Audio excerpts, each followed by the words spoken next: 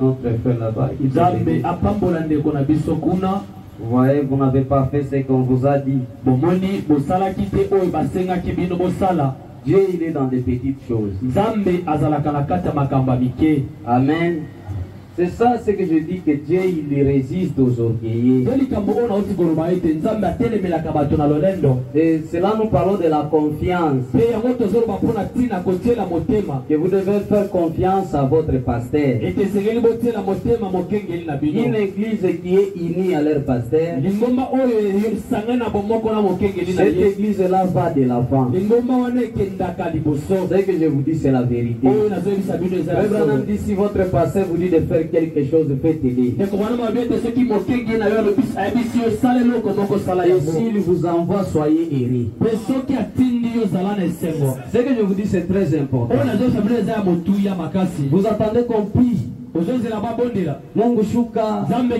Moto. Et puis vous ne faites pas ce que sont les principes de la parole. Ça ne vous aidera à rien. Lisons frère Branham, aujourd'hui je vais attaquer les sujets. Je serai un peu trop dur, mais j'espère que vous allez continuer à m'aimer. Et si vous ne m'aimez pas, c'est votre choix. Dans la prédication, pourquoi? Il y a beaucoup de pourquoi. Celui-ci est prêché le 9 mars 60. Je commence déjà notre enseignement, ou bien on peut dire un séminaire ou quoi, je ne sais pas moi. Paragraphe 8, frère Branham dit, pourquoi qui est prêché le 9 mars 60? Il y a toujours l'habitude d'écrire. Maintenant ce soir, j'aimerais que vous ouvriez les Écritures juste un instant. Dans le livre de Jérémie au chapitre 8. Et lisons les versets 20, 21 et 22. Le chapitre 8 du prophète Jérémie.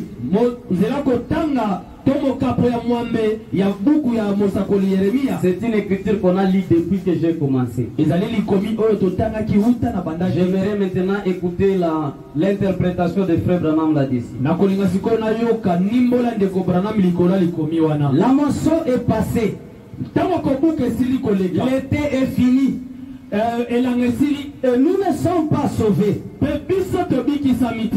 Je suis brisé par la douleur de la fille de mon peuple. Ça, ce sont les gens qui disent que la moisson est passée, l'été est fini, mais nous n'avons eu rien. On nous a promis ça, on nous a promis ça. Cela est passé, mais nous ne voyons rien. Et Dieu qui dit, je suis brisé par la douleur de la fille de mon peuple. Je suis dans la tristesse. L'épouvante me saisit. N'y a-t-il point de bons en Galade? N'y a-t-il point de médecins? Pourquoi donc la guérison de la fille de mon peuple ne s'opère-t-elle pas? Quand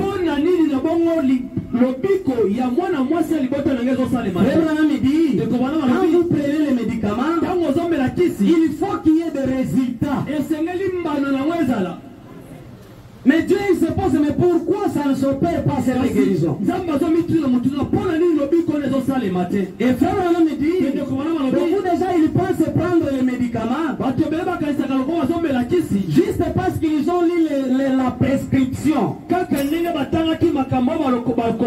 en réalité ils n'ont pas pris les médicaments. Pourquoi donc la guérison de la fille de mon peuple ne s'opère-t-elle pas?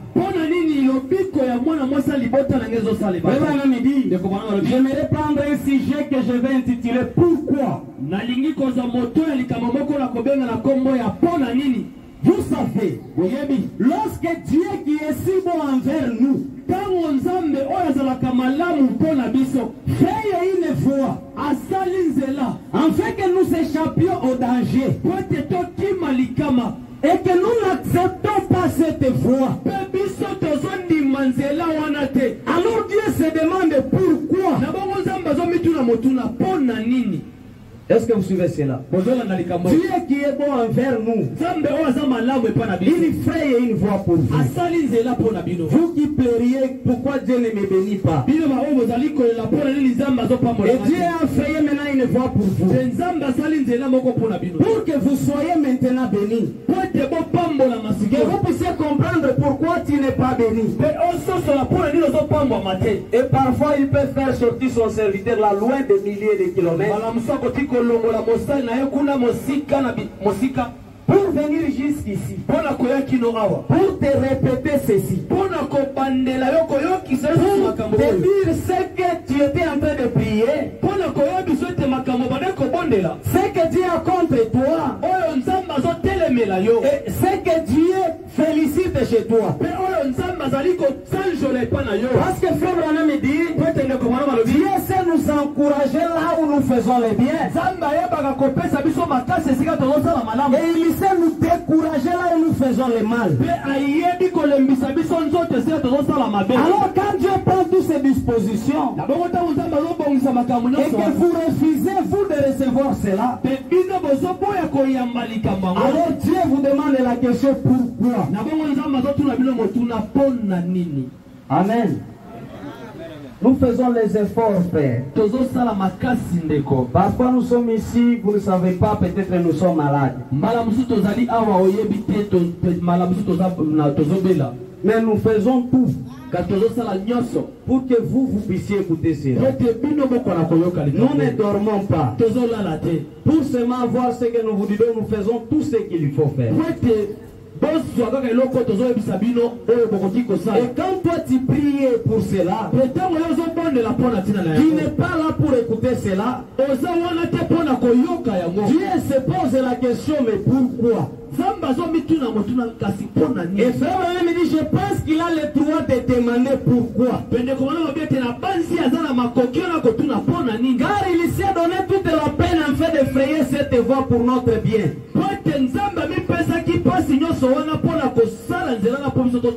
Et il a placé devant nous. Et ensuite nous nous détournons carrément. Et nous refusons cela. Il a le droit de nous demander pourquoi. Pourquoi faisons-nous cela? Et à la place, nous allons chercher à nous frayer notre propre chemin. Mais l'homme a toujours tendance à se frayer sa propre voie. C'est ça l'habitude de l'homme. Il a sa manière que Dieu doit lui tenir. Lui, il sait comment ça doit être. Il se fait sa propre voie. Il a prouvé cela dans le jardin d'Éden.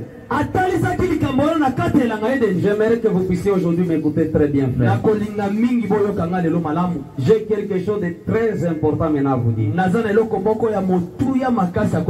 Il s'était confectionné un tablier en fait de figuier. Et l'homme a toujours cherché à projeter ses propres idées sur celle de Dieu. Et faire en sorte que l'idée de Dieu s'accommode à son idée. L'homme cherche toujours à projeter ses propres idées à lui sur celle de Dieu. Dieu peut lui dire fais ça pour que tu puisses savoir ce que tu cherches. Non, lui il veut que ça soit comme ça. Que l'idée de Dieu puisse s'accommoder à son idée. Et frère Branham me dit, et pourtant, nous ne devons pas faire cela. Nous sommes censés prendre la voie à laquelle Dieu a pourvu. Et ne poser aucune question à ce sujet. allez simplement de l'avant. Et faites cela. Et vivez cela. Tel que Dieu l'a établi.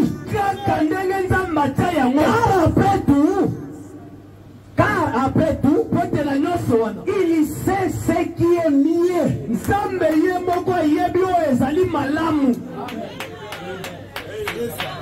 C'est Dieu qui sait ce qui est mieux pour vous par rapport à vous-même. C'est que tu n'as pas eu pendant tout ce temps. C'est maintenant que tu vas voir cela. Dieu il t'a vu. C'est là qu'il t'a dit laisse d'abord ce que tu fais. Viens maintenant, moi je vais t'aider.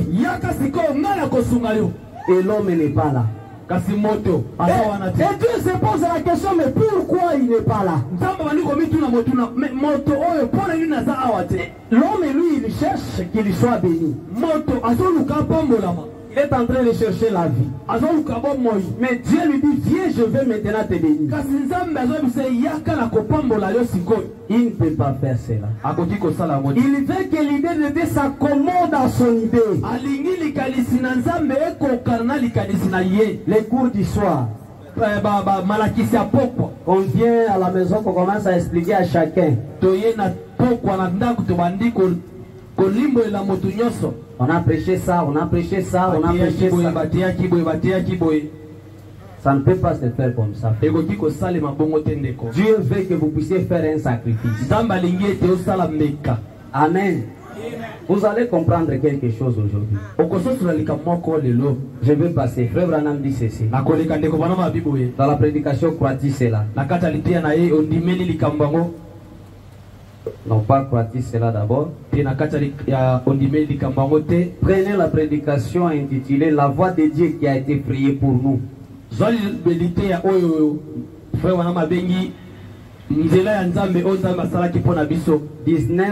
19e mois 52, 009e mois 52. Paragraphe 15 à 22. Écoutez, je mets un fondement pour aujourd'hui. Vous êtes liés par des systèmes. Vous êtes dans un certain système que tu t'es habitué. Et vous voyez que cela est bien. Une personne qui souffre ne sait pas qu'il souffre.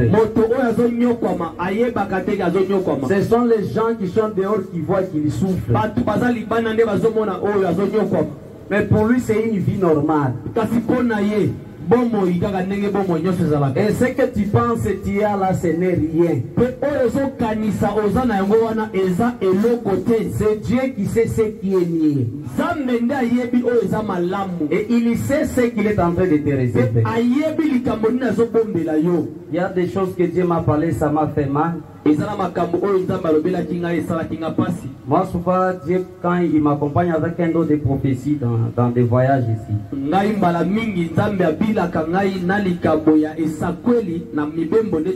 et dans des choses comme ça je les mets dans la parole. Il y a des gens qui devaient être là, qui ne sont pas là, mais c'est eux qui ont réellement besoin d'écouter ça. Et ça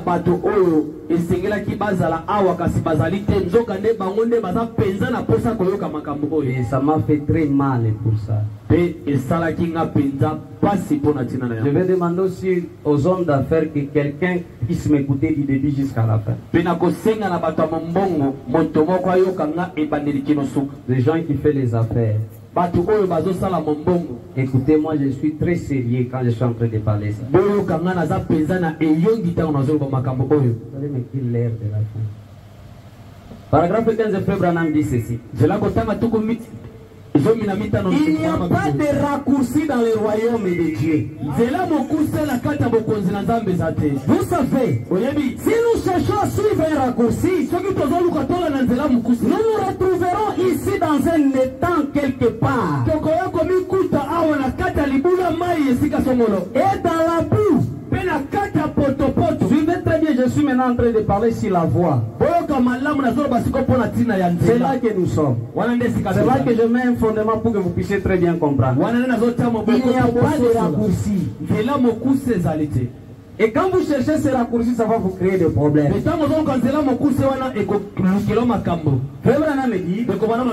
qui nous arrive quand nous nous éloignons de la vieille et grande autoroute de Dieu. Dieu a frayé un sentier, une voie. Quand les enfants d'Israël sortirent du pays d'Égypte, ils suivirent les sentiers de Dieu. Celui-ci menait à la mer Rouge. Dieu les a frayé une voie. Mais cette voie a mené vers la mer Rouge. Et Frère Branham me dit c'est étrange que Dieu fasse passer son sentier par cette voie-là. Mais son sentier traversait la mer. Le problème c'est d'être dans le sentier de Dieu. Et quand vous êtes dans la voie de Dieu, ne craignez pas l'opposition. Peu importe ce qui peut arriver. Tant que vous êtes dans la voie de Dieu, frère, sachez très bien que la voie s'effrayera là-même. Même si vous perdez l'espoir, je veux dire à quelqu'un ce soir, ne craignez pas le diable. Le problème c'est d'être dans la voie de Dieu. Peu importe ce qui t'arrive, peu importe le blocage qui peut être, tant que tu es dans la voie de Dieu, rien ne peut pas t'empêcher de passer.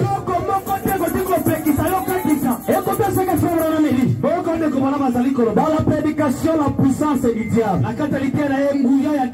Ou bien le livre d'Exode de première partie.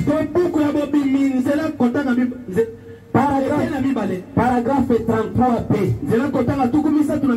Le livre d'Exode de première partie. Frère Branham dit ceci. Que cela pénètre profondément. Vous voulez que ça pénètre profondément? Que cela pénètre profondément. Écoutez très bien. Moi, c'est l'écriture qui a toujours été au centre des mardis. À chaque fois, il y a des problèmes. Frère Branham me dit, peu importe les genres de problèmes. J'aimerais donner la date pour les gens qui veulent aussi lire cela.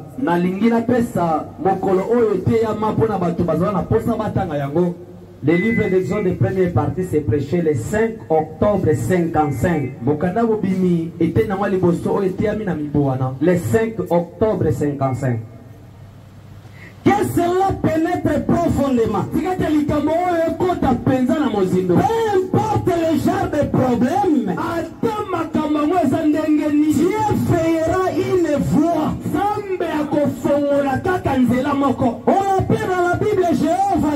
On appelle dans la Bible Jéhovah Jireh. Jéhovah Jireh signifie l'Éternel pourvoira. Akosala. Frère Branham me dit Amen. Pourvoir signifie il préparera.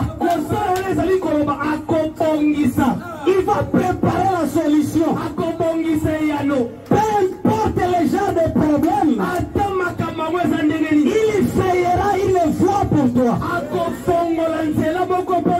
Frère Branham me dit je suis très content ce soir de savoir qu'il est toujours Jéhovah Jireh.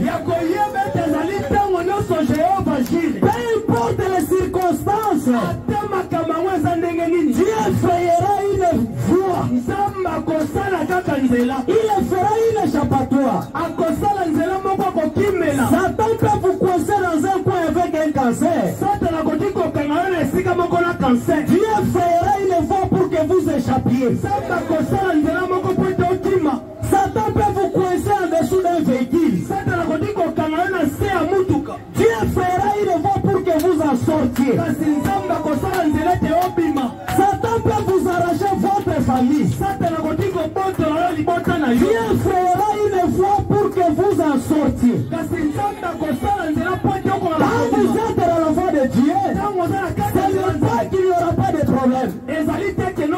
Mais chaque fois il y aura des problèmes.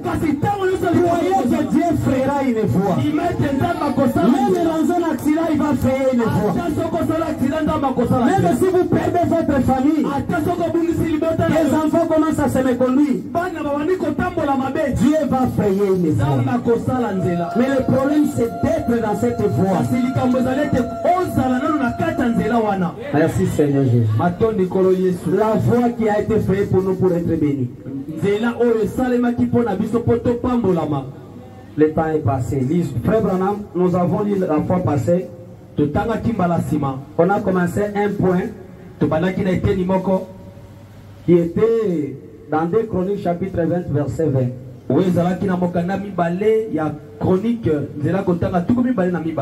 Parlons encore un peu. Nous allons parler. C'était la confiance. La confiance au prophète. Je ne sais pas si c'est comme ça. Faire confiance à ces prophètes et vous réussirez. C'est ça même le secret de la réussite. Même dans une maison. Nous a conseillé, même quand vous travaillez à dire, vous devez vous faire confiance. Sinon vous n'allez pas arriver quelque part. Amen. Et nous vous avons dit le prophète Frère Branham dans le Nouveau Testament, c'est le prédicateur. Et le prédicateur dans une église, ce n'est pas moi ici. Parce que Frère Branham me dit la dîme appartient au prédicateur. Est-ce que c'est moi qui vous allez donner la dîme? Donc ici, je ne suis pas le prédicateur. Je suis derrière l'ombre du ministère de quelqu'un. Mais le prédicateur ici, c'est votre pasteur. Moi, je suis un missionnaire, je ne peux pas manger les mots. La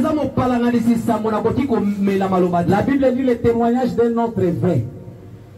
Le témoignage d'un autre est vrai. C'est que lui ne peut pas parler de lui-même. Dieu permettra que quelqu'un d'autre parle de ça. Pour que vous puissiez savoir que c'est la vérité. Amen. Je vais vous donner un exemple. Imaginez, vous voyez même un chien. Et vous voyez ce chien-là avec des têtes. Ça va vous faire très peur. C'est un monstre. Ça devient un phénomène. Amen. Une personne normale ne peut pas avoir des têtes. Quand vous avez des têtes, vous devenez un monstre. Vous devenez un phénomène. Même le serpent, il a une seule tête. Est-ce que vous écoutez cela? Les gens qui ont des têtes ou des créatures qui ont des têtes n'arrivent pas nulle part. Et Dieu conditionne tout le monde derrière un certain ministère. Pour que ce ministère puisse l'amener quelque part. J'aimerais que vous puissiez me comprendre très bien. C'est vous qui l'avez choisi comme votre pasteur. Pour vous conduire. Et il devient votre tête. Car lui aussi il est soudé à la tête. Frère Branham, il a prêché une prédication unie sous une seule tête. Vous devez tous être unis sous une seule tête. Quand vous avez des têtes maintenant, vous allez manquer comment vous décidez. Est-ce que vous êtes là, frère? Parce que l'autre tête va dire je pars ici. Et l'autre te dira pars ici. Maintenant tu vas aller où? Vous qui avez des têtes, il y a des gens qui ont des pasteurs même saints. Oh, le Saint-Esprit ne parle pas en vain. Amen. Amen. Mais vous n'arriverez nulle part. Vous avez un pasteur sur Facebook. Vous avez un pasteur sur Facebook. Lui, il vous conseille, vous les jeunes, comment vous marier. Un pentecôtiste peut-être. Moi, ça m'a toujours fait mal quand quelqu'un me dit, tel pasteur, un pentecôtiste me dit, même le pasteur là dit, je dis que tu es malade. Dis-moi ce que frère Branham a dit. Attends, moi, je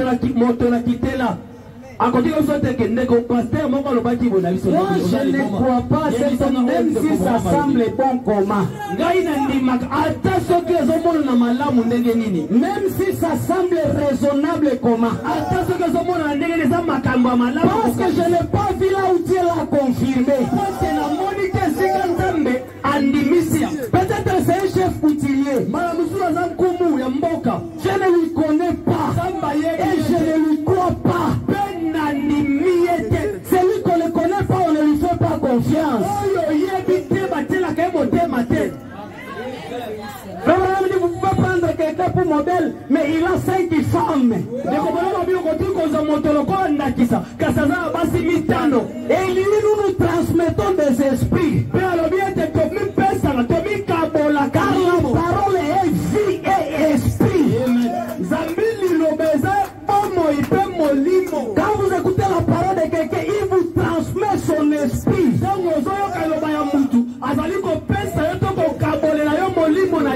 Parce que vous connaissez maintenant son esprit. C'est là les gens échouent dans leur maison.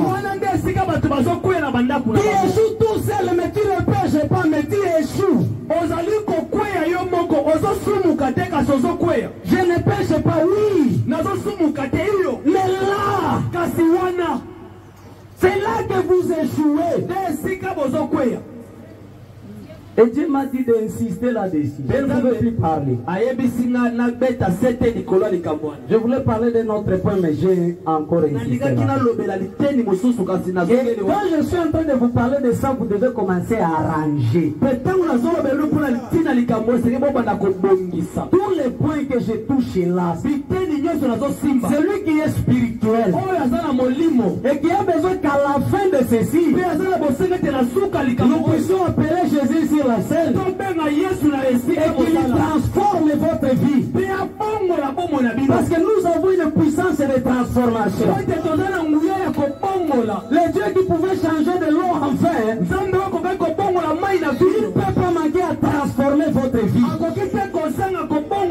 Il est toujours le même hier, aujourd'hui, éternellement. Mais commençons d'abord par là. Toi, tu as une sœur ici. Et tu vas marier ton passé, ne connaît pas. C'est du désordre. Et toi, sœur, tu es désordonné.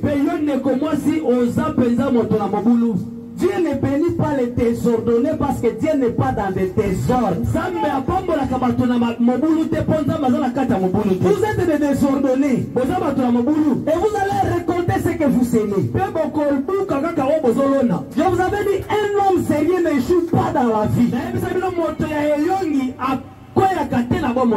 D'ailleurs, je vais vous dire quelque chose dans Akironou. Je n'ai pas préparé cela, mais je crois que Dieu va m'aider. Akironou. Amen. Prêchez le 6 juin 60. Et vous allez trouver vous vous retrouvez là, une sœur avec des frères ici même. Tu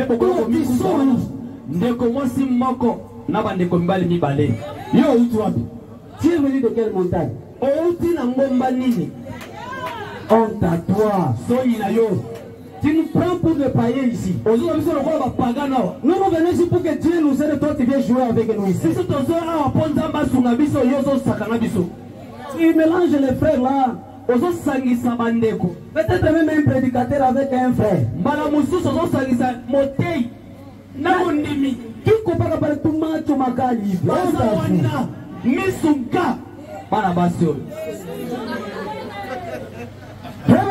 ceci. Moi, des choses comme ça me donne la colère. Parce que quand nous venons sur nous voulons que Dieu nous aide. Toi, tu viens pour nous faire du désordre. Et toi, tu viens ici, frère, pour chercher nos sœurs. On t'avoue. Tu ne réussiras pas dans la vie comme ça. Hier soir, j'avais annoncé dans mon église disant que chaque personne ici qui n'a pas le Saint-Esprit vienne à Shotoka.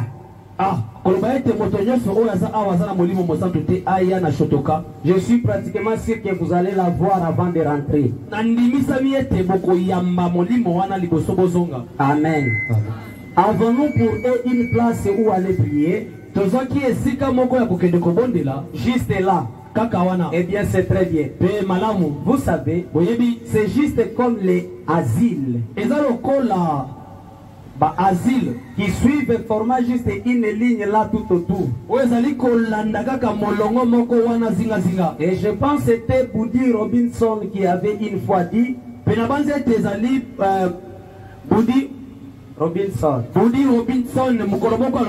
Seigneur, si tu ne me donnes pas le Saint-Esprit, à ton retour, tu trouveras un tasse d'eau.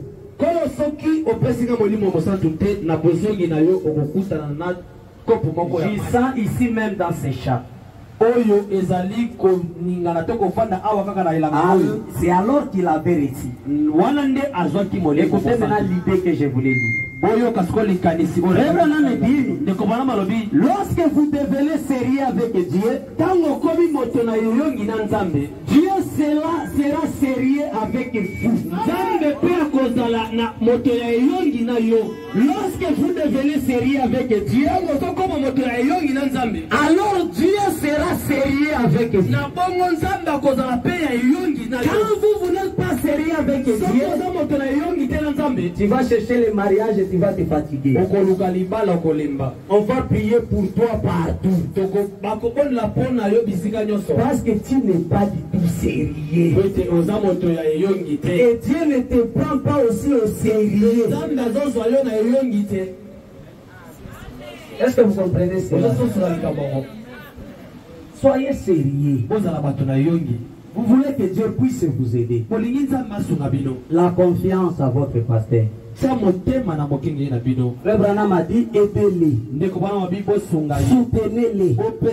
Il ne peut pas vous aider si vous n'avez pas confiance en lui. J'aimerais que vous puissiez comprendre ça. Vous les sœurs qui mentez au pasteur, parce que les sœurs aiment trop mentir. Ça vous fait du bien les mensonges, et là vous partez mentir même à un homme de Dieu. Allez arranger ça maintenant. Les péchés légers. Les sommes y a pété. Il y a des frères qui me disent comme ça. Tout ma semble pas pour péper l'eau. Mais Dieu ne laisse rien impuni. Est-ce que vous êtes ici, vous qui avez menti au pasteur? Vous devez aller arranger ça. Amen.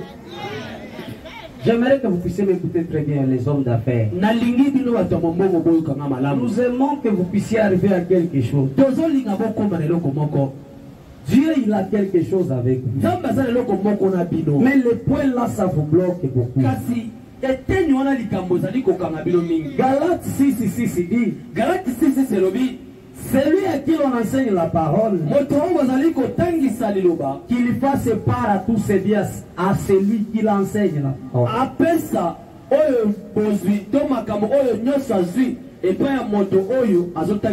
Et la Bible continue dit, on ne se moque pas de Dieu.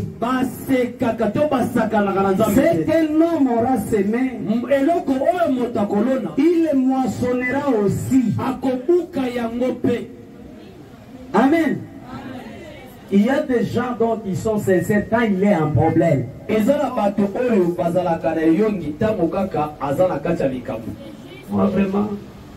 Moi vraiment, Si seulement ton Dieu ici peut faire quelque chose,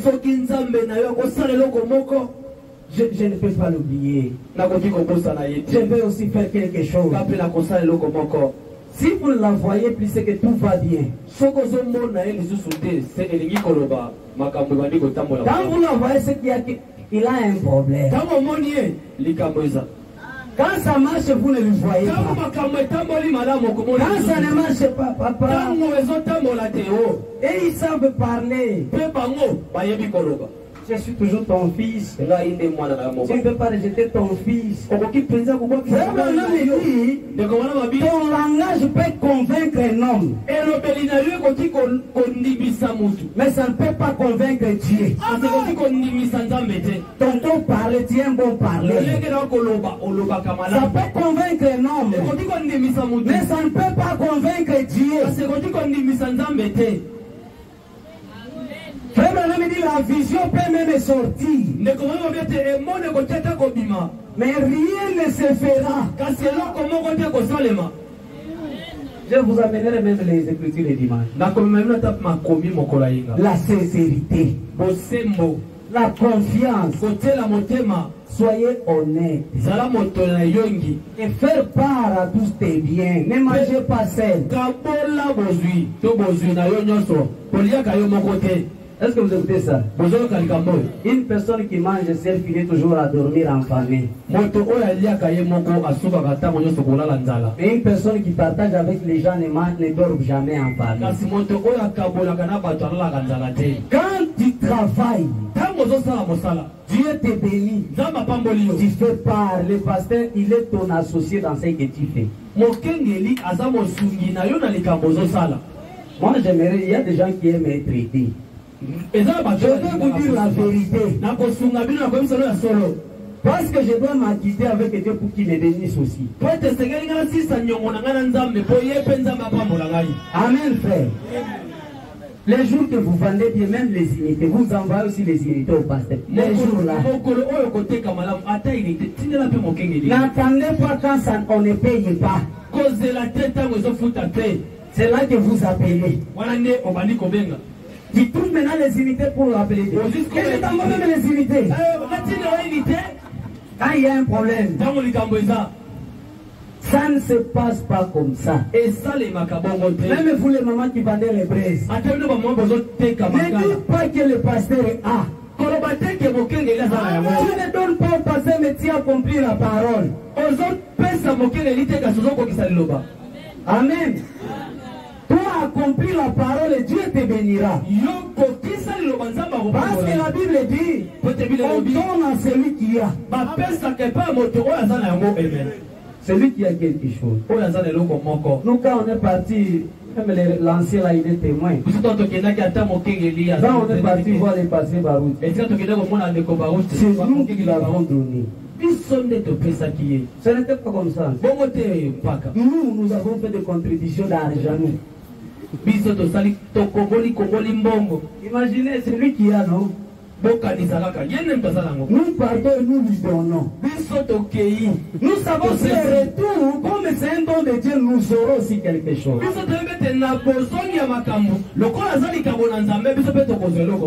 Vous nous donnez le naturel, lui il vous donne le spirituel. Et la solution est dans le spirituel. Les instabilités physiques proviennent des instabilités spirituelles.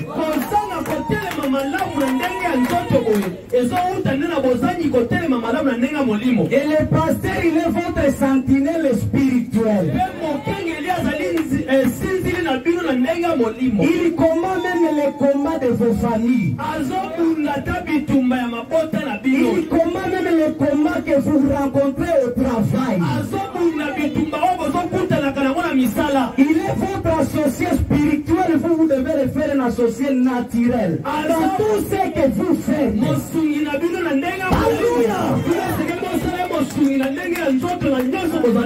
Et faire part, ce n'est pas informer quelqu'un.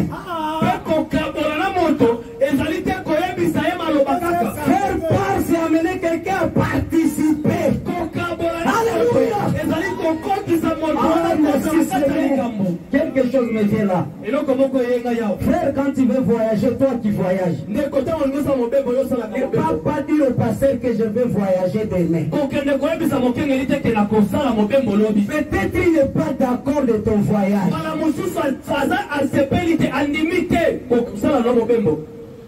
Qu'est-ce que tu feras? Il te dira pas. Vous allez échouer. Parce que vous n'avez pas été d'accord. La Bible dit deux personnes, quand ils se mettent d'accord ici sur la terre, et qu'ils demandent quelque chose, je sens comme si j'ai 80 ans. Ils demandent quelque chose au ciel. Est-ce que c'est que je prêche, ça me ressemble? Ça ne me ressemble pas. Ça c'est Dieu lui-même. Est-ce qu'on peut acclamer le Seigneur? Je me sens vieux.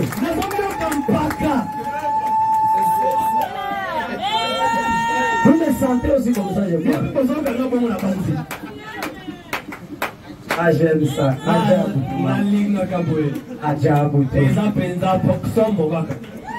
Quand il demande quelque chose au Père, il est obligé de les accorder ça. Mais vous ne vous mettez pas ensemble. Vous ne vous mettez pas d'accord. C'est pourquoi vous échouez les hommes d'affaires. Ah, merci Seigneur Jésus. Dieu qui m'avait dit que non, ils pensent qu'ils sont déjà arrivés. Mais d'autres n'ont même pas fait encore 10% de ce que je les ai promis. Il a dit, j'ai promis aux autres de les donner ces pays. Ici. De les donner ces pays. Et il m'a dit, il s'arrête. Parce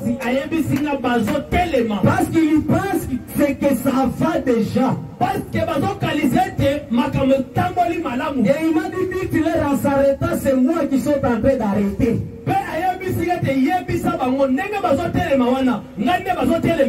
Tu faisais confiance au pasteur quand tu avais $1000. Quand tu as $10,000, tu ne fais plus confiance. Tu t'arrêtes.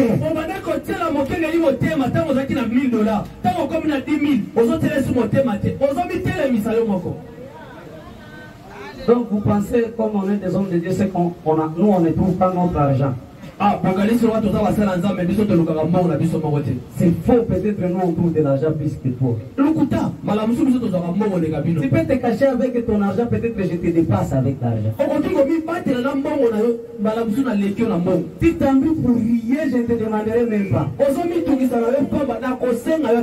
Nous voulons juste appliquer une loi. Pour ton bien. Parce que tu as voulu que cela soit ainsi. Il a pris son trésor. Et il a caché cela derrière la peau des blaireaux. Et le blaireau c'est un animal qui sent mauvais. Mais la gloire de Dieu est derrière la peau des blaireaux.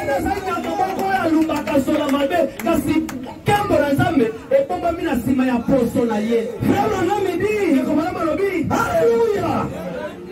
Quand le roi Osias il est parti consulter Belzébou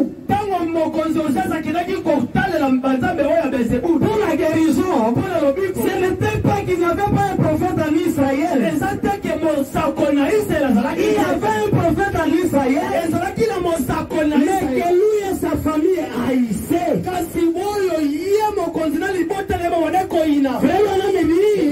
Jézabel n'aimait pas Élie. Mais Élie était son pasteur. Elle ne voulait pas reconnaître cela. Mais Dieu l'avait imposé Élie comme son pasteur. C'est Dieu qui impose le pasteur aujourd'hui. Que vous le vouliez ou pas, c'est comme ça. Si tu veux que le programme soit ton pasteur, va Jeffersonville.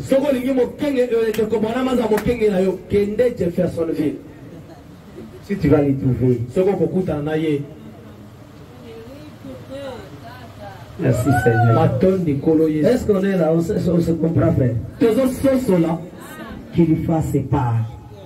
Moi, je voulais voyager. Je voulais aller à Dubaï. Pour payer ça.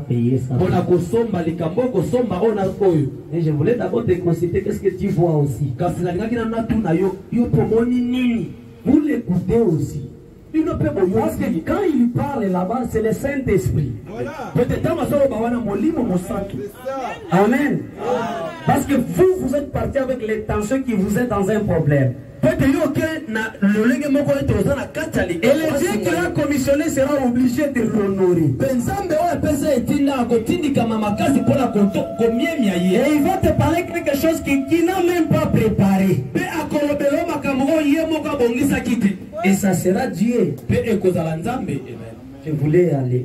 Je parle à la manière des hommes que tout le monde se retrouve. Je voulais commencer une activité. Qu'est-ce que toi tu vois? Moi je voulais vendre du carburant. Alors je suis venu d'abord demander ce qui est aussi la volonté de Dieu. Il peut te dire prions. Laissez-moi le temps. Et quand il aura quelque chose, il te dira frère non, moi je vois que tu fasses seulement ça. Quand vous irez faire ça, tu sauras comment revenir quand ça ne marche pas. Amen. Tu sauras comment revenir. Je fais ça, ça ne marche pas. Lui aussi dira Seigneur, c'est toi qui m'as inspiré de lui dire ça. Dis-nous s'il y a quelque chose à dire. S'il n'y a rien, je proclame la bénédiction sur les frères. Que cela puisse marcher. Et quand vous partez, ça marchera. Amen. Je disais même à un frère, je lui ai dit pourquoi vous pouvez consulter les pasteurs avant de marier. Je lui ai dit c'est très important. Il est le père spirituel, il connaît tout le monde. Il peut t'épargner même d'une sorcière. Parce qu'il t'aime, mais toi tu ne sais pas. Il t'invite quelqu'un qui viendra te manger. Abraham me dit, il y a aujourd'hui des nouvelles versions de la sorcellerie. Ils sont bien habillés et bien maquillés. Ce n'est pas ce que tu penses là, la sorcière doit être comme ça. La sorcière aujourd'hui, elle est belle. Elle est pris beaucoup. Elle danse en esprit. Il parle la langue. Ils interprètent des langues. Mais ce sont des sorciers qui boivent du sang dans des crânes.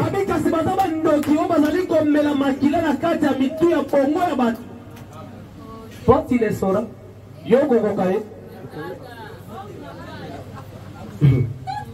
Pourquoi vous échouez? Alléluia! Oh, je me sens religieux. Je me sens très bien. Les guides, il a de l'expérience. Les guides, il connaît les chemins. Quand vous arrivez dans un lieu autrui, on dit n'entrez pas dans la forêt. Vous arrivez dans un village autrui, n'entrez pas dans la forêt. Tu ne connais pas l'histoire de cette forêt. Tu vas entrer et tu te perds, tu ne sors plus. Quand on arrive dans un milieu, on cherche un guide. Tu peux dépasser les guides de l'argent. Tu peux dépasser les guides de la sagesse. Tu peux dépasser les guides de l'intelligence. Tu peux lui dépasser l'âge. Mais lui, il connaît juste les chemins. Amen. Et si tu t'entends, tu vas te perdre avec tous tes biens, tu vas les perdre. Je vous dis ceci pour que vous puissiez connaître la source des bénédictions. N'ayez pas un argent que tu ne connais pas d'où ça vient. Tu ne sauras pas comment les garder. Vous devez savoir d'où provient votre bénédiction. Qu'est-ce que tu as fait pour être béni? En ce moment-là, tu sauras comment conserver cette chose que tu avais fait. Mais si tu ne sais pas ce que tu avais fait qui a amené la bénédiction, tu vas les laisser pour faire autre chose. Vous allez perdre cette bénédiction-là. Mais quand vous savez comment j'ai été béni, reconnaissez toujours l'histoire faire. Regardez là où vous venez. Ne vous entêtez pas. Dieu résiste aux orgueilleux. Amen. Faire part. Ce n'est pas, vous venez toujours consulter le passé, vous ne venez avec rien.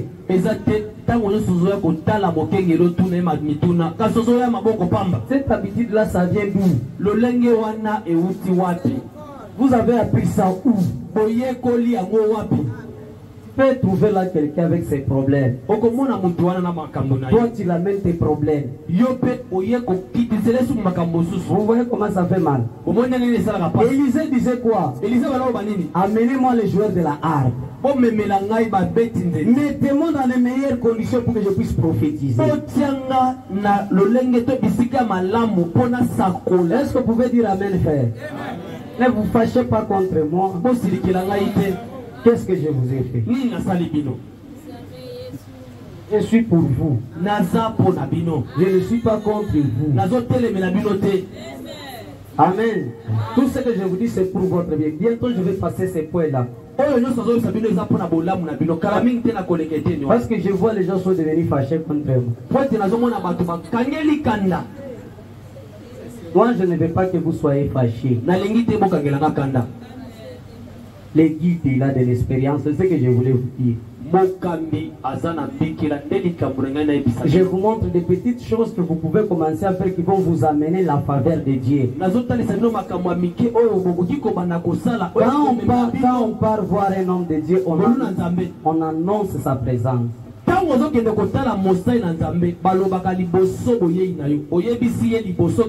Non pas dire. Il y a une idée que je vais expliquer là. Vous annoncez votre venir.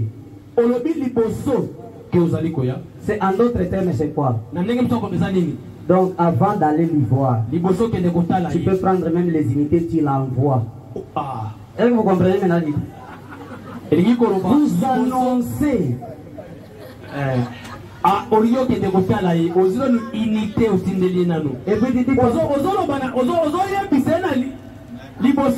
Vous vous annoncez. Donc tu veux dire quelque chose. Tu te prépares le terrain. Vous comprenez maintenant? Papa, tu as reçu des unités. C'était moi. Est-ce que je peux te trouver à la maison? Même s'il ne voulait pas te recevoir, dis viens. Vous comprenez comment on reçoit les choses? Vous vous annoncez. Parce que tu peux venir là, tu me trouves avec des problèmes. Et tu me dis j'avais $1000, j'ai payé. Tu me donnes d'abord la colère. Moi je cherche 1000 francs. Toi tu ne veux pas de $1000. Tu me mets déjà mal à l'aise. Annoncez-vous. Préparez le terrain. Parce que vous cherchez la faveur. Amen. Il est dans la semaine comme Swahili kukata milomo. Wana mabenga ona Swahili Même avant d'avoir un travail dans le domaine naturel ici, vous verrez quelqu'un, il passe même d'abord chez les chefs. Vous êtes en train d'exprimer quelque chose. Parce que Frère Branham me dit, d'abord les signes. Après les signes, la voix derrière.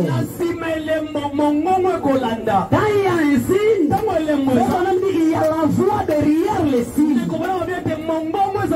Maintenant, vous faites le contraire. Vous mettez la voix. Frère Branham me dit, les signes, c'est pour attirer l'attention de quelqu'un. Même Dieu, pour attirer votre attention, il vous envoie un signe. Quand il envoie un signe, alors il parle. Si Dieu peut le faire pour vous, à combien plus forte raison vous? Si vous voulez la faveur de Dieu, vous devez d'abord faire un signe. Quand le signe là, même Dieu est content. Et là, on est très attentif.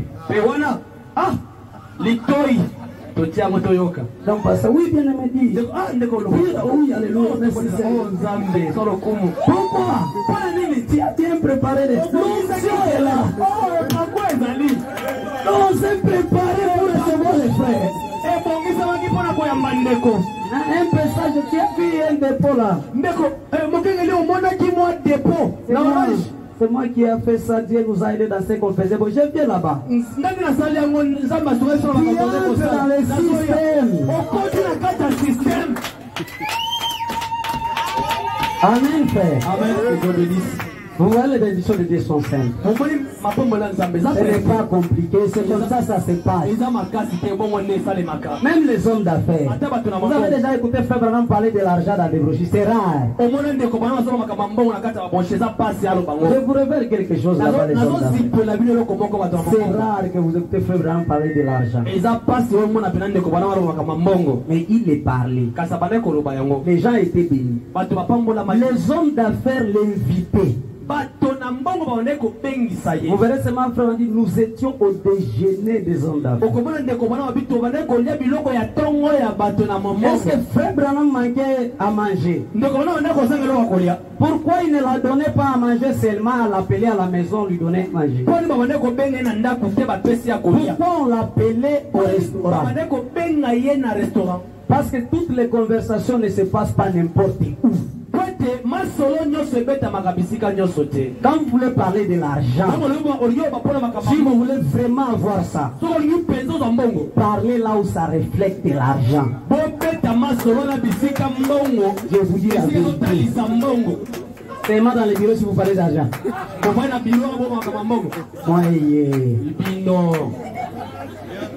Ici l'argent ici.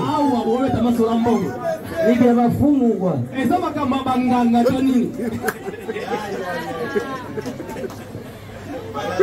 Vous regardez l'atmosphère.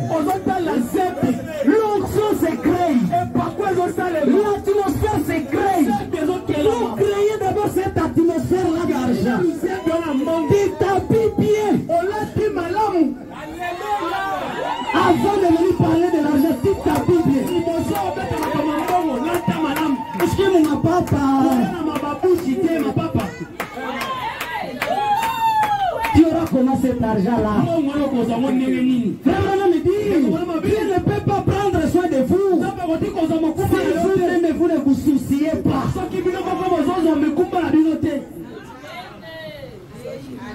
Vous créez l'atmosphère. Parce que quand vous partez avec le visage comme ça, c'est que vous ne croyez pas en Dieu. Quand vous croyez en Dieu, venez déjà préparer que je l'ai déjà. Ça ne peut pas échouer. Je dois avoir la solution. Alléluia. Ah, je me sens fier. Merci Seigneur Jésus. Vous invitez les pasteurs, tu l'amènes quelque part, choisis une veste là-bas. Mais c'est toi qui cherches l'argent. choisi une veste. Si tu n'as pas choisi une chemise, je dis, je prends ça. Vous partez quelque part, dans un bon endroit. Vous payez quelque chose, même du vin. Et puis tu dis, papa, vous savez ma vie. En train de boire. Dans un boulot, vous regardez ça, il y a des gens qui ont de l'argent, qui ont parqué aussi les véhicules là. J'aime que je sois comme ça. Donc Dieu ne peut pas me faire comme ça. Et il ne peut pas me faire que chez moi ça soit comme ça. Donc Dieu ne peut pas faire qu'en sortant ici que nous sortons, après que tout ce qui est ici et qu'on amène ça chez moi. Il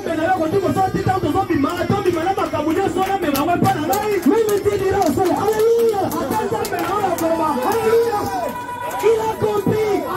Il est spirituel. Il est inspiré. Et vous verrez, vous rentrez chez vous, vous commencez à détester la vie qui est chez vous. Et quand vous avez le dégoût d'une vie, c'est ça qui va vous aider à sortir de cette vie. Toi tu es ici, tu veux que Dieu te bénisse. Tu n'as jamais amené ta femme même au supermarché. Elle ne connaît pas. Elle ne connaît pas. Ici. Et vous voulez que Dieu vous bénisse. Vous n'avez jamais payé quelque chose à manger au supermarché.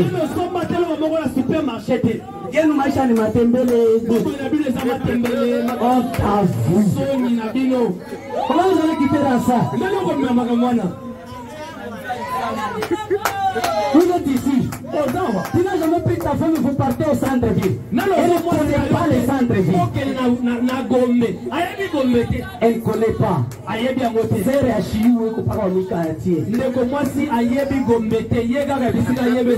Quel conseil te donnera? Qu'est-ce qu'elle paiera dans la maison qui va changer? Elle ne connaît rien. Qu'est-ce que vous prierez? Vous direz à Dieu pour demander. Vous le savez. Qu'est-ce que vous allez demander à Dieu? Bénis-moi, bénis-moi, qui te donne quoi? Parce que la vie que tu as, c'est déjà une bénédiction. La femme que tu as, c'est déjà une bénédiction. Le mari que tu as, c'est déjà une bénédiction. Les enfants que vous avez, c'est déjà une bénédiction. Alors, qui te donne quoi? Précisez. Quoi? Vous voulez quoi? Moi je veux seulement un vélo. Un congélateur. Parce que vous, un ventilateur. Et Dieu nous donne un ventilateur à la maison. Vous ne savez rien. Ils sont ici pleins qui ne savent rien. Donnez-moi un mari qui a l'argent. Qu'est-ce que tu sais préparer, toi? Parce que frère, on me dit l'épouse se prépare. Quand je crois à un certain mariage, je me prépare pour ce mariage-là. Ce que vous êtes, c'est le mariage que vous aurez. Pour ne pas vous créer de parce que vous allez rentrer. Parce que vous allez rentrer à la maison. Vous devez vous préparer. Moi j'aime de tels jardins. Comment ils sont? Qu'est-ce qu'ils mangent? Vous commencez à préparer ça chez vous. Parce qu'on va dire, grillez-moi d'abord la poule ici.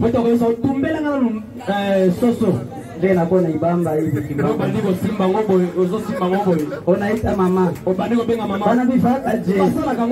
Maman Chidjou. Vous regardez sur YouTube. Là, vous avez maintenant tout. Est-ce que vous comprenez? Mais à Jab.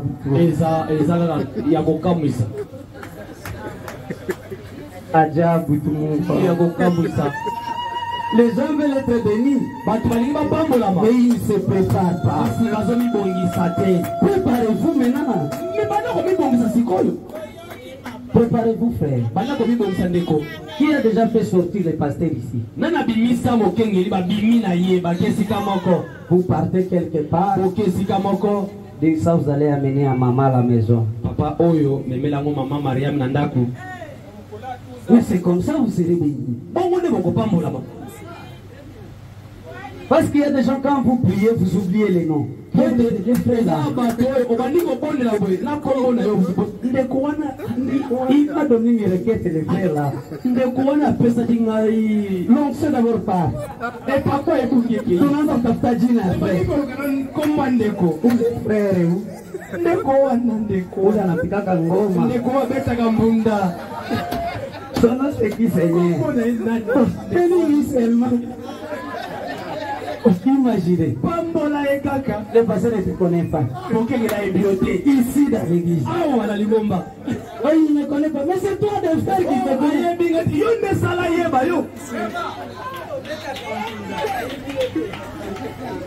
Toi, tu veux que c'est les députés qui te connaissent? Député Luka. Un peu dans le système. Contre la carte du système, il te connaîtra. Il y a déjà quand vous commencez, il est sur la première liste. Souviens-toi de tel frère. Il est celui, Seigneur, si tu vois, non? Si nous mangeons, c'est le frère là. L'habit que j'ai. C'est le frère là. Fais quelque chose. Entre dans sa maison. Fais quelque chose pour lui. Vous pensez que ce frère là suffira? Parce que son nom fait du bruit devant Dieu.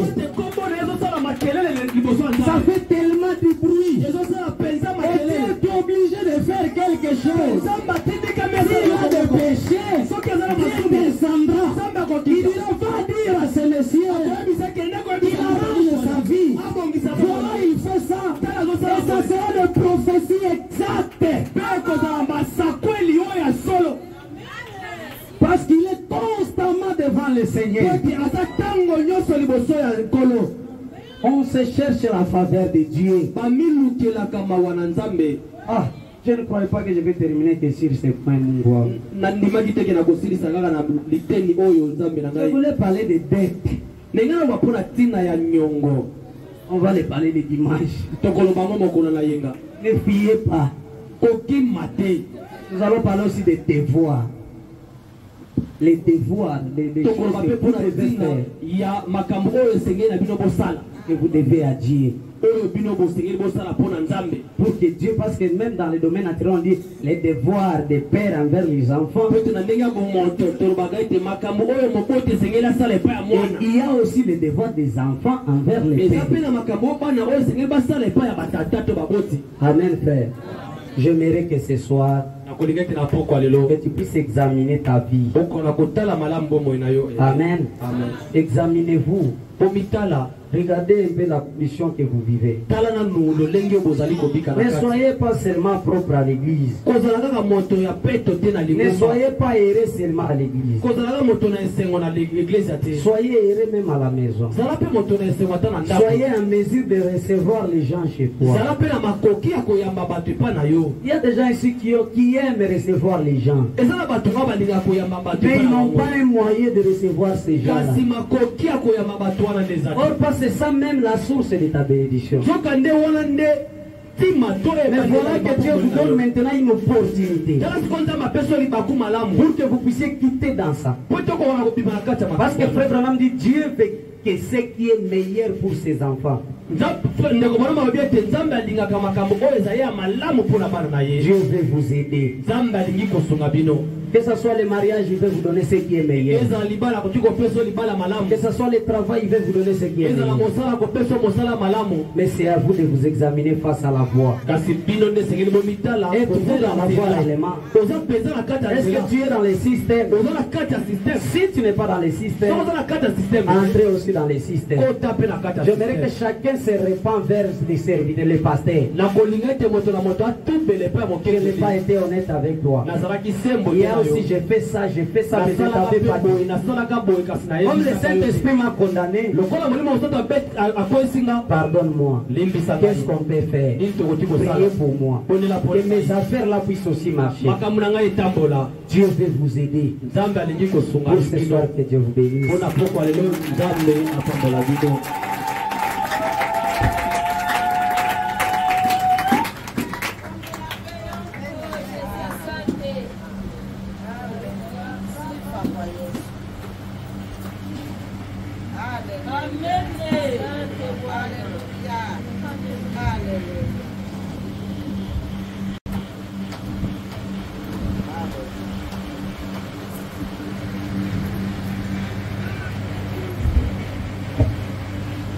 Que le Seigneur nous bénisse. Nous venons d'écouter la parole de Dieu. Vous savez, même si c'est passé comme quelqu'un qui jouait, mais c'est la vérité.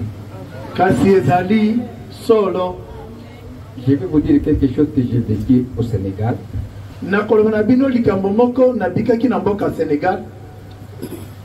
Pour vous montrer que ce qui a été dit est la vérité. Au moment que je me suis présenté dans une église, que je suis le pasteur Seth qui vient de Kinshasa,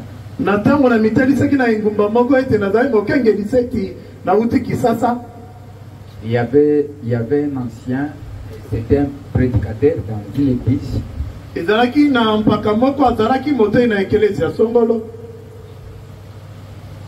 a continué à m'observer. Et après, on m'a donné la prière, j'ai prié. À la sortie, il m'a dit, pasteur, j'aime à ce que vous puissiez passer chez vous. J'ai senti quelque chose de particulier qui est différent des autres idées qui viennent à Kinshasa que j'ai trouvé en vous. J'aime à ce que vous puissiez arriver chez vous.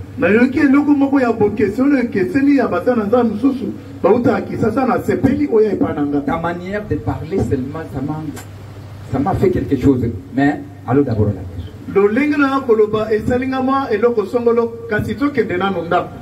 Je suis allé dans sa maison, j'ai rencontré la sœur. Le frère m'a amené dans un restaurant. Ce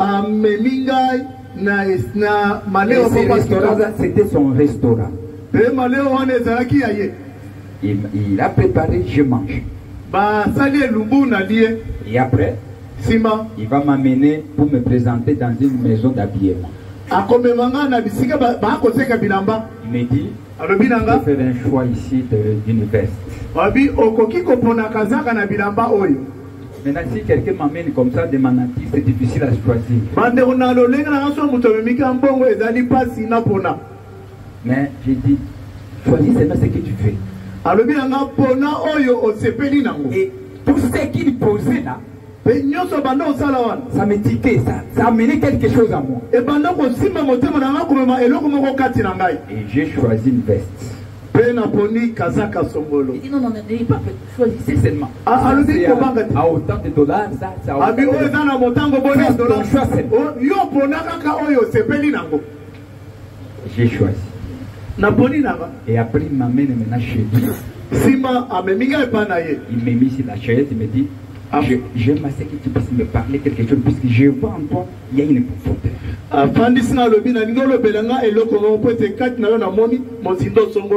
J'ai besoin que Dieu puisse me bénir, puisque j'ai un appel. Mes frères, le frère avait préparé des terrains. Les choses que j'avais prononcées, c'était terrible. Ça venait au fin fond.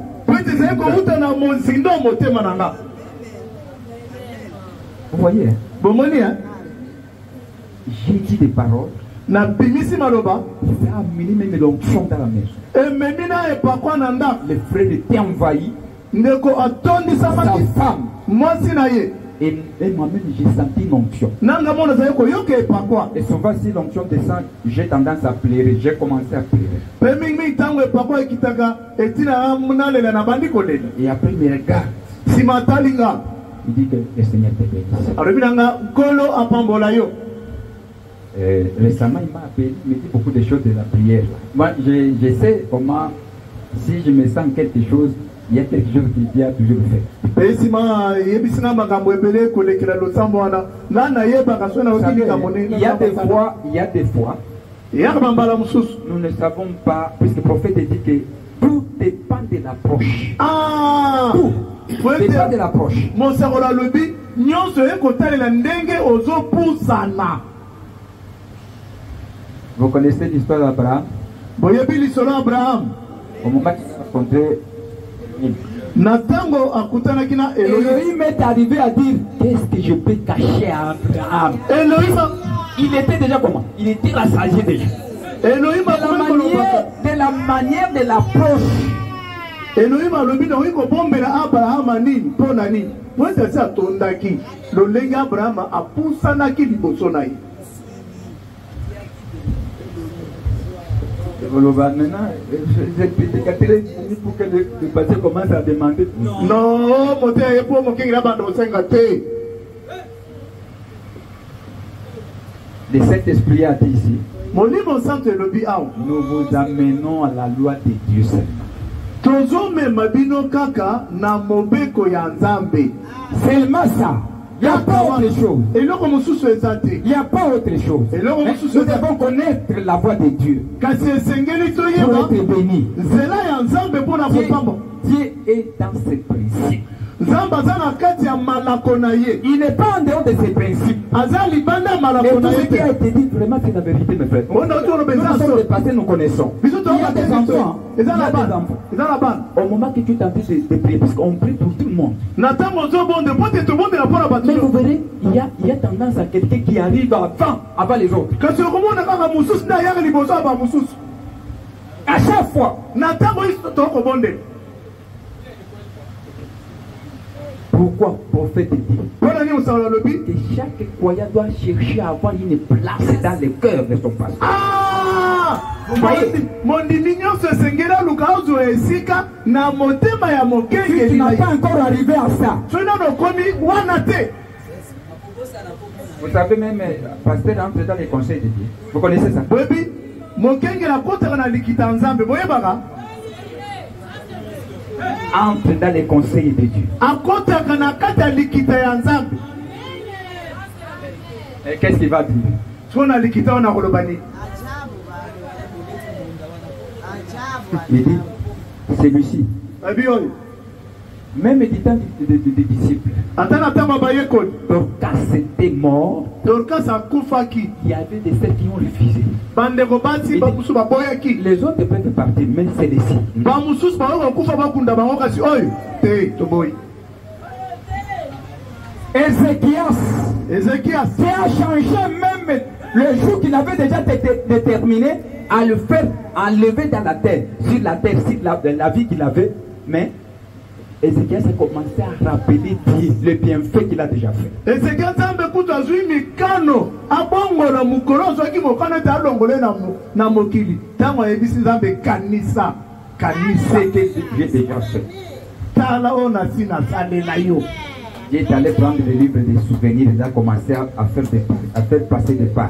nzambe akezwa mokanda ya makambo masalama abandi kobalusa balokasa. Il dit au prophète, allez lui dire, j'ai écouté sa prière, je lui ajoute 15 ans. alobi na mosakoli nayoki kobondela na ye na bakisele jebuzomi na bitani nakotangela bino mosusu.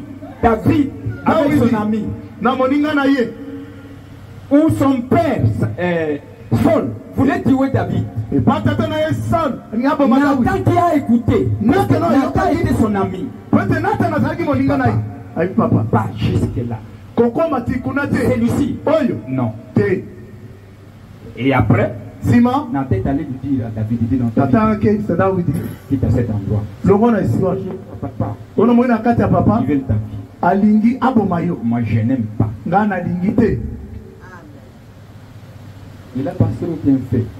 Akanisi na bola moye salemi. David lui-même, au moment qu'il a eu le pouvoir, il s'est rappelé de ces deux gars qui est allé chercher de l'eau.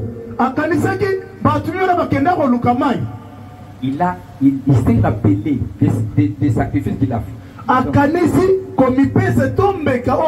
Il dit non, comme j'ai eu le pouvoir, le premier à citer, à mettre à l'ordonnance, c'était les deux gars là.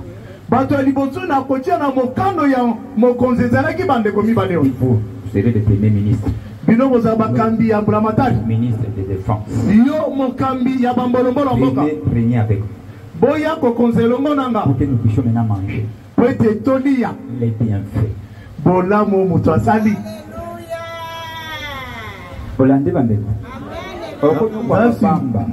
Tu peux te tourmenter inutilement. Même des filles. Même des mariages ici que vous parlez. Que le Seigneur nous bénisse.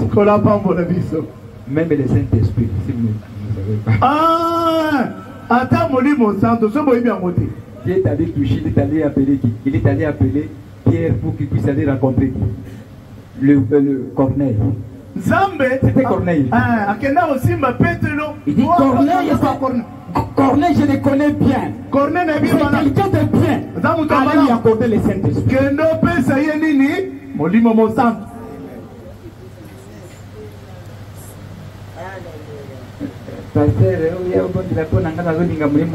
Pasteur, viens prier pour moi et j'aime recevoir le Saint-Esprit. Je ne connais même pas chez ton pasteur.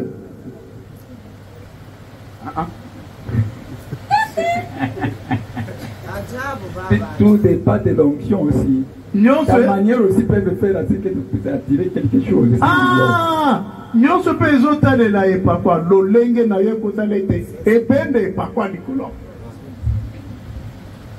Et vous avez bien compris ça?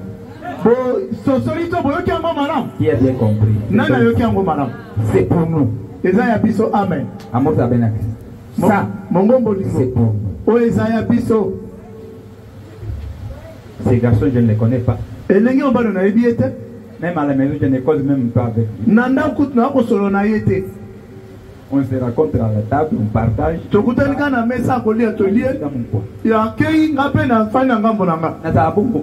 C'est comme ça que Jésus. Il est tenté de parler avec le pasteur.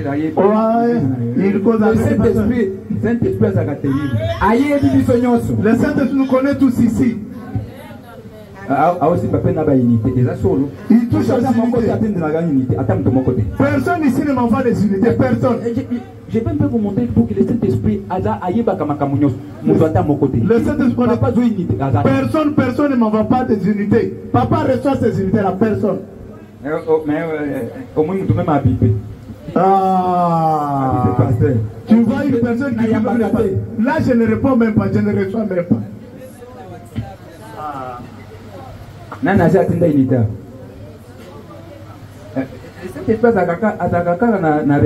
Le Saint-Esprit a raison. D'abord, si une honte, avoir une église comme ça, passer à nous organiser. C'est une honte. Mais par exemple, tout le monde a certains stage.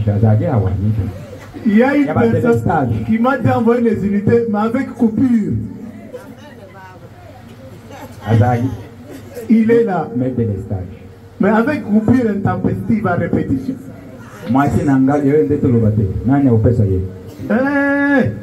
Ma femme, qui peut lui donner? N'en parlons même pas. Qui? Est-ce que le Saint-Esprit ne dit-il pas vrai? Nous attendons la bénédiction. Nous avons suivi ici la main qui donne, c'est la main qui reçoit. Alors que vous attendez des bénédictions. Non.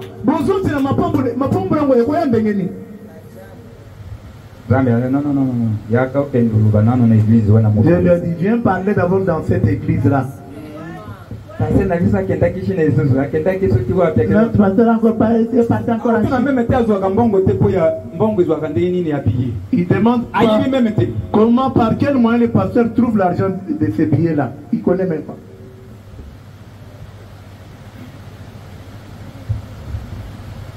Pasteur a prêché, mais a toqué, mais même été ce qu'il a en baisse. Le pasteur a prêché, il a suivi. On ne sait même pas savoir dans quel état se trouve. C'est le Saint-Esprit qui a fait ça. Que j'en parle, je tire aussi profit. Mes frères, c'est une honte. Une église pleine de jeunes filles. Des garçons. Mais beaucoup tiennent païens de la pasteur n'a bien. Vous trouvez, c'est un païen ou bien une païenne qui prépare. Nous ne savons pas là où il dort. Peut-être à la Tchèle. Peut-être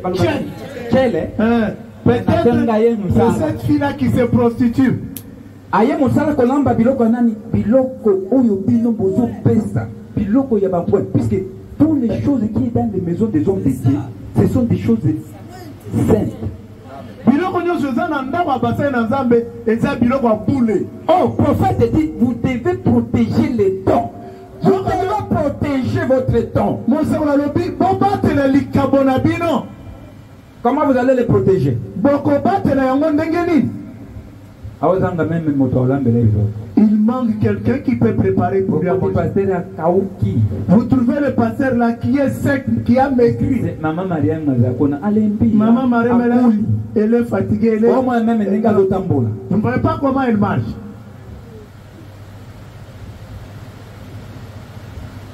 Mais des grandes filles. Regardez les jeunes frères. Je vais me marier, papa. Il ne peut pas venir un jour prendre un bidon pour y aller. Et ça lui prenait un poste au Mobimba. Il a déjà mené un bidon d'eau. Nana ça m'a mis à table. Bidon m'a pas maille. Nana m'a mis. Tout le bango bien. Qui? Là, qui a dit même un bidon d'eau? C'est là qui attend dans le ciel, qui veut être. Je veux que tu me bénisses. Bidon à Maïka. Un bidon d'eau, tu n'as pas d'argent.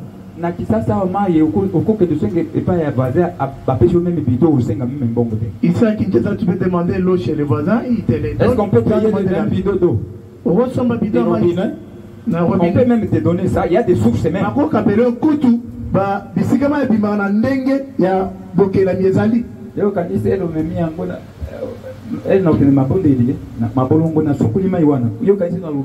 Tu penses que toi ayant transporté cette eau-là, quand j'irai pour prier, que dirais-je à propos de toi? Ma fille, moi. Fouet, chicote. Papa n'a rien. Papa, il viendrait. Peut-être que papa n'a maman ben crédit. Là, il va rencontrer papa et maman des incrédules. Des incrédules. Tu vas où? Tu vas chez.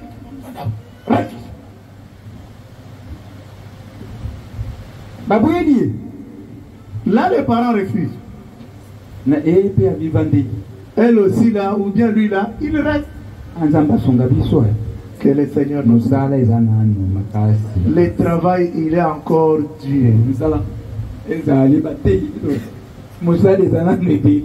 travail, il y en a encore en grand. Si les gens n'arrivent pas à mettre les pasteurs qui se sentent à l'aise, ceux qui battent comme coach Mokenge Nabango, c'est qu'il n'y a rien.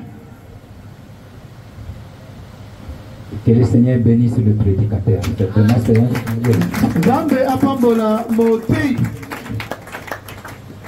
Frère, que le Seigneur te bénisse, mon frère. Ce que tu es tenté de parler là, c'est Dieu. On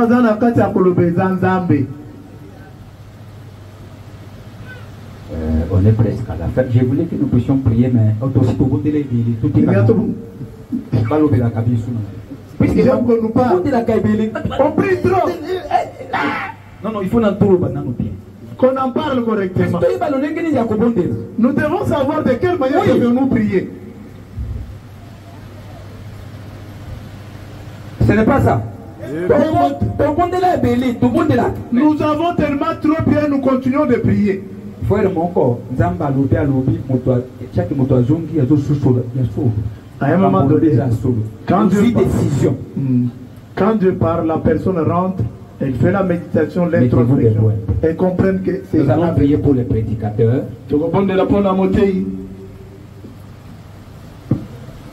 Que chacun va prier un peu. Il va prier d'abord pour lui-même. Et après nous allons prier pour les prédicateurs. Que le Seigneur continue à l'inspirer. Vous savez, prêcher, ce n'est pas quelque chose de moindre. Il perd l'énergie. Je sens même, il prêche sous l'onction. Je sais. Si, vous savez, vous êtes un missionnaire, vous prêchez dans une église que vous n'êtes pas habitué. C'est un grand travail. Il faut toujours prier pour lui. Que le Seigneur continue à lui accorder l'énergie, assez, beaucoup d'énergie, et lui visiter pour notre vie.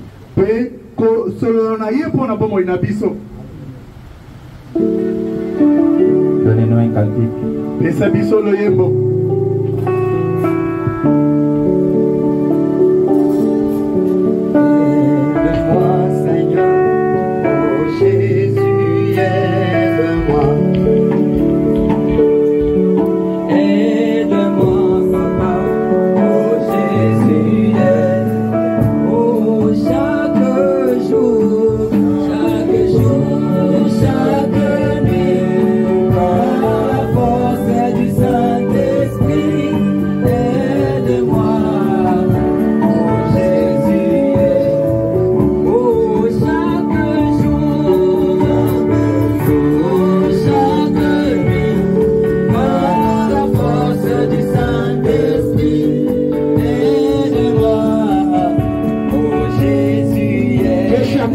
Chacun prie un peu avant que nous puissions rentrer à nos maisons. Parlez un peu, parlez.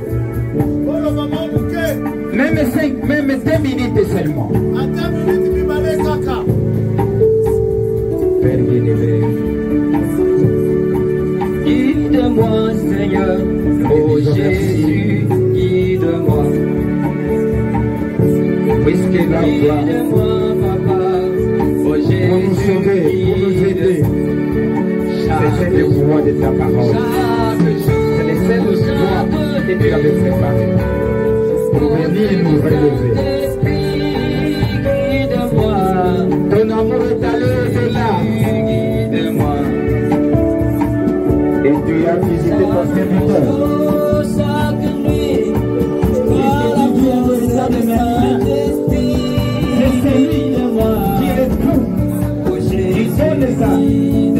Son diagnostic est selon la maladie. Et toi qui sondes les relais forts, toi qui connais cette équipe, toi qui me connais, toi qui connais mes faiblesses, tu es venu nous aider, nous amener là où tu devons arriver. Pour que nous puissions nous bénir, Seigneur. Je viens auprès de toi pour demander pardon. Et là où je n'ai pas démarché, et là où je n'ai pas saisi, et là où je n'ai pas arrivé, Seigneur, à saisir ce que tu voulais dire. Merci pour ton amour, ta grâce. À travers cette parole que Dieu nous a donnée ce soir encore. Et de cette église, visite chaque âme et chaque cœur. Qui est le seul qui peut amener chaque âme à te saisir. C'est ce que je veux te parler.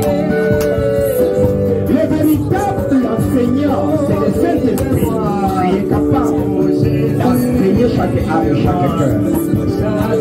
Bénis ton serviteur. Que tu as utilisé, que tu as révélé la maladie qui fait courir à cette église. Vous déjà vous montrer la gloire et votre bénédiction.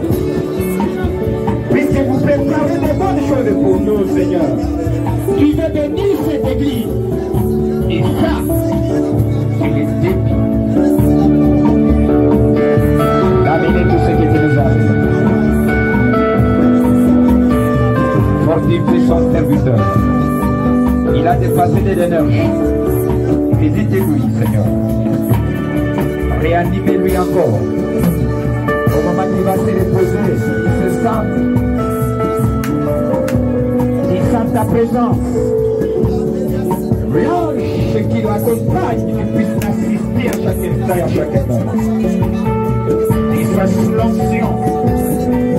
Et à chaque fois qu'il va lâcher des paroles, Seigneur, que cela touche ce peuple. Et touche là où il y a des problèmes. Sois béni. Bénis chacun de nous. Assistez ce peuple. Réponds nos besoins. Guéris les malades au milieu de nous. Relève ce peuple. Bénis si tes serviteurs au milieu de nous. Oh Jésus, parle-moi. Bénis les dimanches. Et nous serons comme ici. Oh Jésus, parle-moi. Nous voulons la maison.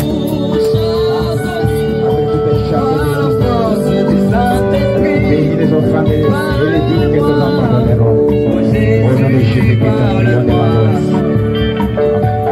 chaque jour, chaque nuit, par la force du Saint-Esprit, parle-moi, oh Jésus, parle-moi. Nous allons prier, nous allons laisser à frère Mathieu de prier, une courte prière, et après nous allons continuer avec notre équipe. Précieux Père Céleste, nous te disons merci Seigneur. Jamais tu n'as prononcé ta parole, qu'elle est venue rentrer auprès de toi sans produire les effets pour lesquels tu l'avais prononcée. Laisse que cette parole qui est sortie, ô Dieu, nous donne vie et nous amène dans ta voie. Bénis tes enfants Seigneur et soutiens chacun. Bénis ton serviteur qui a parlé. Il a besoin de toi dans ses ministères. Ne les laisse pas Seigneur. Le seul secours, ô Dieu, c'est toi, Seigneur Jésus-Christ, notre Dieu. Parle-lui encore à propos de nous, pour que nous soyons éclairés par la lumière de ta parole. Dans le nom du Seigneur Jésus-Christ. Amen.